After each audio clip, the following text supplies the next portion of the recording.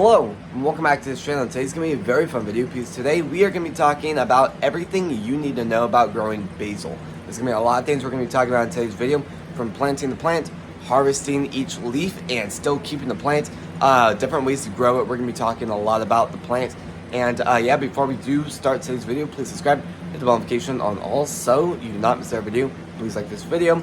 Let's go start today's video. So, first thing that I really love about basil is it thrives in so many different conditions. From just normal types of soil, like we're growing it right here, more of a just kind of cramped type of thing. It also thrives in aquaponics and hydroponics. And that's one of the things I really love about it because it is one of the easiest plants to grow. All you have to do is plant the seed, give it some light, give it some water, and it just does absolutely insane. I will say basil's also an amazing plant to just try, and like soup, pasta, all sorts of stuff like spaghetti, or just a lot of sauces. So first of all, I will say I've noticed a little bit of some things about kind of the roots. The roots on basil tend to kind of rot a little bit more than like lettuce or like parsley. That's just one thing I really don't like about basil. But after working with a lot of technology, I've been able to kind of fix it up a little bit and try different methods to help it thrive once again. So like looking around, a lot of the roots are starting to work once again. So that's kind of one of the reasons why I really wanted to do today's video, talk a lot about it, because I've heard a lot of people do tend to make some mistakes when growing basil, because I've grown it for a few months now, and I've made a lot of mistakes growing it that either really damage the plant or absolutely destroys the harvest for that particular plant. I will say they do tend to be a little bit they don't really grow super quickly, because I've said before, usually once they actually grow out a huge root structure, they start to grow very quickly. Yes, same situation with this, but putting it next to some other plants, these don't really grow that quickly after they've really put out an amazing root structure. So just keep that in mind if you guys are really hoping to plant it and then you're really hoping to have it double or triple its size in like 3 days. The plant just doesn't grow that fast. I will say basil does not like cold weather.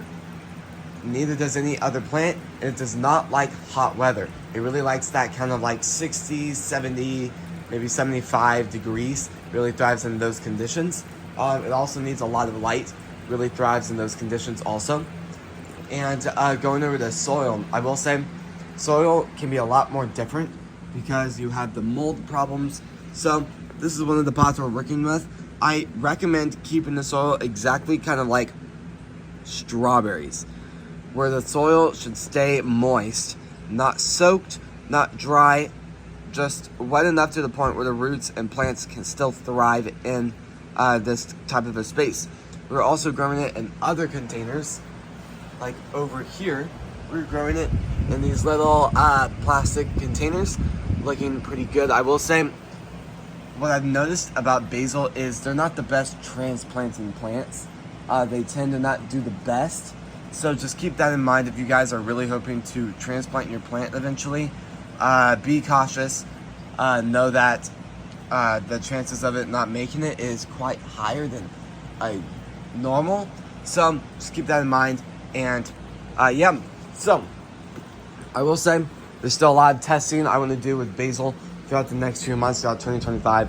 So a lot of the information I'll be talking about in today's video, we'll have different information in a few months. So I will say basil doesn't recover the best either.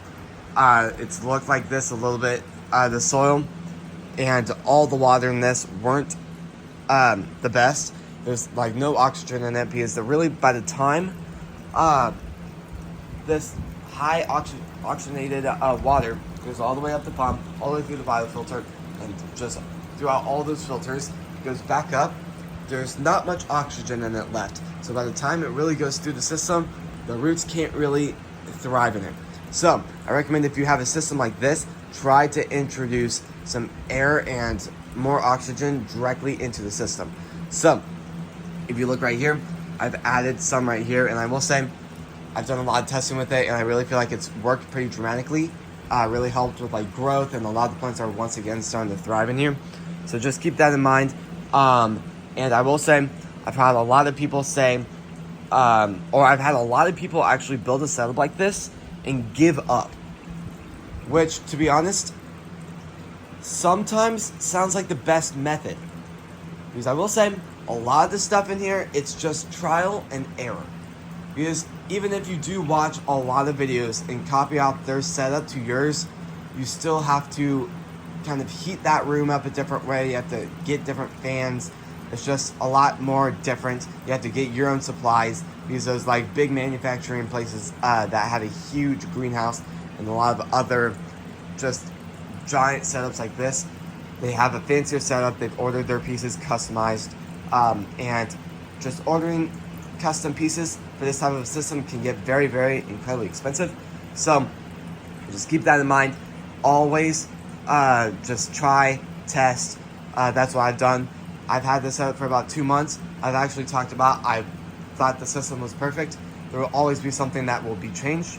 For an example, like this is really getting a lot of algae in it, so you'll have some problems with algae. You'll have some problems with like grow lights. You'll have some problems with fan, aeration, and irrigation. And just keep that in mind. Your system won't be perfect. You'll always have to try to change stuff a lot. And I do say, if you guys are just wanting to grow basil and you just want to grow it, you have some space outside, just grow it outside. You do not need a setup like this. This setup is more for growing stuff 24/7 all year long. If you guys just want some basil during the summer or maybe during the spring, just plant a seed outside. Maybe buy a plant from, to be honest, I've had a lot of people buy plants from like the garden center or something. Just don't do that. It's not the best idea. And really there's no point in doing it at all, because once you do buy it, the plant's good. I will say it's done the first part, but then you have to transplant it, and then you have problems there. I will say just buy a seed packet in their section there. Buy a kind that you think would look good and taste good.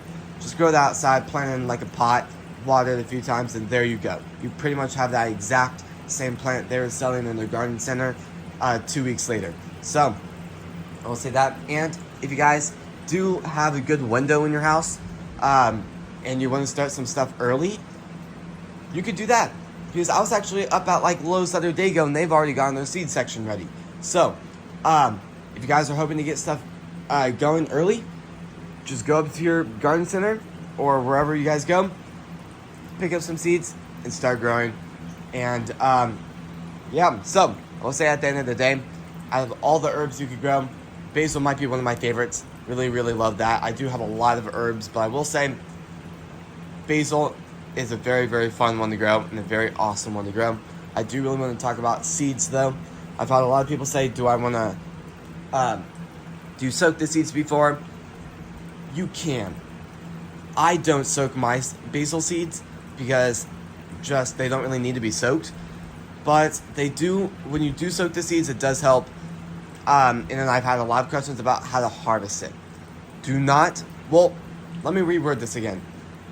If you grow your plant, like maybe triple the size of mine, and that's what you're wanting to do, like for my plan with this plant is I'm going to let these grow till they're about up to here, which they still have a lot more time to go. I'm just going to take them out of the pods, cut the main base, throw that sponge away, and add a brand new plant. But if you're growing it like outside as like a bush or like just a bigger plant that grows all year, just cut maybe parts of stems off. I've had a lot of people just recommend just cut off like right here. All you have to do, grab some scissors, or you can use your fingers because they're not very strong vines or stems. All you have to do is kind of pinch right there, kind of pull a little bit, and there you go. You got that leaf. It will take a little bit more time than like kind of cutting the base. But at the end of the day, even if you do cut the base, you still have to take all those leaves off. So that's what I do recommend. And yeah, so this is going to be the end of the video. If you guys like these types of videos, please subscribe. hit the bell notification on all so you do not miss every video, and please like this video. I just really want to give a second and thank you all for watching today's video and supporting the channel. I'll see you guys tomorrow when we post next. Peace.